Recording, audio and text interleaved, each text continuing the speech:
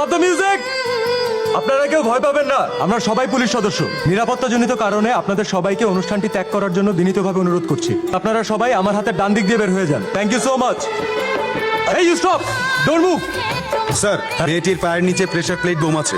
আমরা দুটি bomb diffuse করতে পেরেছি, কিন্তু এটি অ্যাক্টিভ হয়ে গেছে। এই মুহূর্তে এটিকে ডিফিউজ করা সম্ভব না।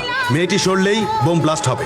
কি হচ্ছে আমি কিছুই বুঝতে পারছি এই ডোন্ট মুভ, রিল্যাক্স। ওরা যে বললো আমার পায়ের নিচে বম।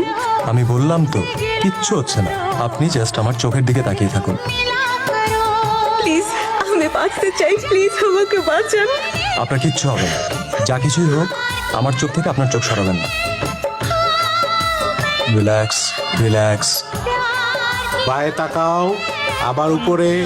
ঠিক আছে, আমার মেয়ে কথা বলছে না। প্রচন্ড শক পেয়েছে, কিছুক্ষণ রেস্টে থাকো, ঠিক হয়ে যাবে। আসতে পারি?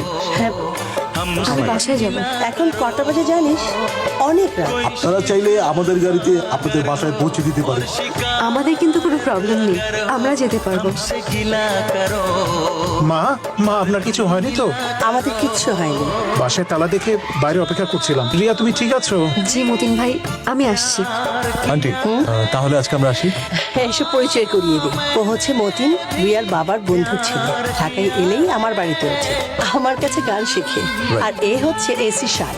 ও যদি আজ না থাকতো না, রিয়াকে নিয়ে আমার বাড়ি ফেরা হতো না। ও জীবন বাজি রেখে রিয়ার জীবন বাঁচিয়েছে। সারাদিন ধরে চোর ডাকাত ধরা পুলিশ ছেলে আমার এই রাত 12টায় চোরের মতন প্রবেশ করছে। অপূর্ব, চমৎকার। আই হারামজাদা, আরামজাদা বলবো না। তোকে জন্ম দিয়ে কি আমি খুব বেশি অন্যায় করে ফেলেছি? তুই আমাকে পদে পদে কষ্ট দিচ্ছিস। আজ আমি আবার কি করলাম?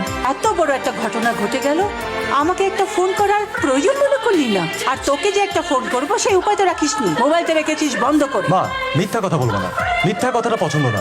কে বললো আমার ফোনটা বন্ধ? তোর মোবাইল চেক কর।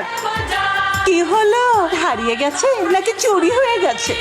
আমার মোবাইলটা কে চুরি করবে? পুলিশের ঘরে চুরি হয় না বুঝি? গায়ে কি লেখা আছে তুই পুলিশ?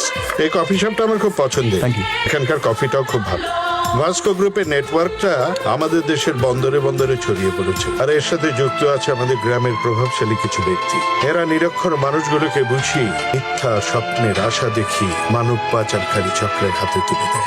মিলনের কাছ থেকে পাওয়া ইনফরমেশন অনুযায়ী আমরা তো গ্রামের বিভিন্ন এজেন্টদের সাথে কথা বললাম, কিন্তু কেউ তো কিছু রিভিলই করতে চাচ্ছে না। আমাদেরকে ওদের আস্থা অর্জন করতে হবে।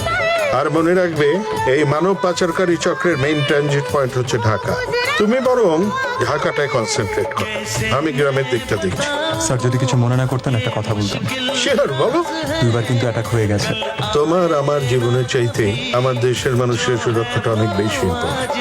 একটা কথা মনে রেখো, ভিতরে মরে বারবার, আর সাহসীরা মরে একবার।